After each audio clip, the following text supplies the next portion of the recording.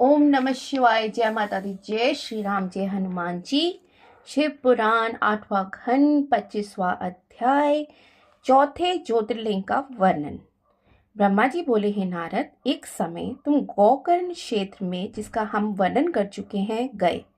गोकर्ण में स्नान कर तुमने महाबल शिवलिंग की पूजा की और वहां से लौटकर तुम शिवलिंगों के दर्शन करते रेवा नदी, जिसका नर्मदा भी नाम है और शिव की पुत्री प्रसिद्ध है, उसके तट पर पहुंचे। रेवा नदी की महिमा तो तीनों लोक में प्रसिद्ध है।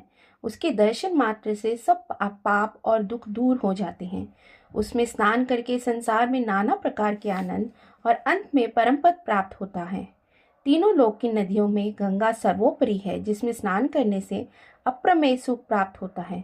उसे श्रेष्ठ रेवा है, जैसा कि वेद और पुराण बखानते हैं। 14 दिन यमुना में स्नान करने से पाप नष्ट हो जाते हैं। 3 दिन सरस्वती में स्नान करने से और 1 दिन गंगा में स्नान करने से सब पाप निवृत्त होते हैं। रेवा का केवल दूर से ही दर्शन से उतना फल होता है। उसके कंकर भी शिव जी के समान हैं। जहाँ शिव निर्माल्य लेने से भी कुछ दोष नहीं, वहाँ जो तार यंत्र तीर्थ है, वह सब पापों को दूर करने वाला है। हे नारद, तुमने वहां जाकर स्नान किया और प्राणेश्वर शिवलिंग की पूजा की। वहां तुमने विंध्याचल पर्वत को देखा, जहाँ संसार भर का आनंद मालूम होता है। वहां नाना प्रकार के वृक्ष और जीवधारी है। वह पर्वत 2 प्रकार की रूप रखता है। सो तुमको अति सुंदरता से देवताओं के समान रूप धारण किए देख अति प्रसन्न हुआ और तुम्हारी अगवानी कर तुमको उसने प्रणाम किया। बहुत विनती के साथ उसने तुमको अच्छे स्थान पर बैठाया और शुभ वस्तुओं से तुम्हारी पूजा की तथा तुम्हारे आने से कृतार्थ हुआ। कहा कि अब मैं अपने सब कुलों में शेष कहलाऊंगा। मेरी अयोग्य दशा जो पर्वत होने के कारण है जाती रहेगी। यह सुन तुमने ठंडी श्वास खींची। तब विंध्याचल ने कहा, हे नारद, आपके ठंडी श्वास लेने का क्या कारण है? आप कृपा करके वर्णन कीजिए।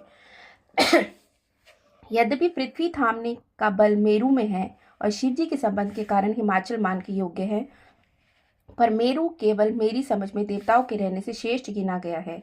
निषद, नील, मंदराचल, रेवत, कौंश, किशिकंदा, श्रीगरी, सिद्ध आदि पर्वत पृथ्वी के थामने में हमारे समान नहीं है। विंध्याचल के ऐसे अहंकार के वचन सुन तुमने मन में कहा कि अहंकार से सिवाय दुख के सुख नहीं मिलता। क्या श्रीगिरी से कोई पर्वत अधिक श्रेष्ठ और उत्तम है, जिसके शिखर देखकर परम पद मिलता है? निदान तुमने विंध्याचल से कहा कि वास्तव में तुम सत्य कहते हो, तुम ऐसे ही हो, पर सुमेरु तुमको कुछ भी नहीं जानता। इसी से हमने ठंडी श्वास खींची थी। यह कहे नारद तुम तो चले गए और विंध्याचल अति चिंतित हुआ। कहा कि मुझे धिक्कार है, जिसका ऐसा बलवान शत्रु है। मैं क्या करूं जिससे मैं सुमेरु को जीत सकूं? निदान उसने नाना प्रकार के विचारों के उपरांत ये बात मन में सोची कि शिवजी की शरण में जाकर उनके उपदेश के अनुसार चलो कि मेरी विजय हो। उनकी सेवा से किसने मनोरथ नहीं पाया। ये विचार वह नर्मदा के तट पर गया, जहाँ अंकरेश्वर लिंग विराजमान है। वहीं से रेवा निकली है। वहां पर विंध्याचल ने शिवलिंग की स्थापना की, जिसका नाम अमरेश्वर है। उसका दूसरा नाम परमेश्वर है। सो 6 मास पर्यंत वह बराबर शिवजी के ध्यान और पूजा में लगा रहा। अंत को शिवजी विंध्याचल के ध्यान के अनुसार उसके सामने खड़े हो गए। उन्होंने कहा, वरम ब्रूहि। विंध्याचल ने शिवजी की मूर्ति अपने मुख्य लक्षणों समेत अपने आगे खड़ी देखी। ओम नमः शिवाय। जय माता दी। जय श्री राम। जय हनुमान जी।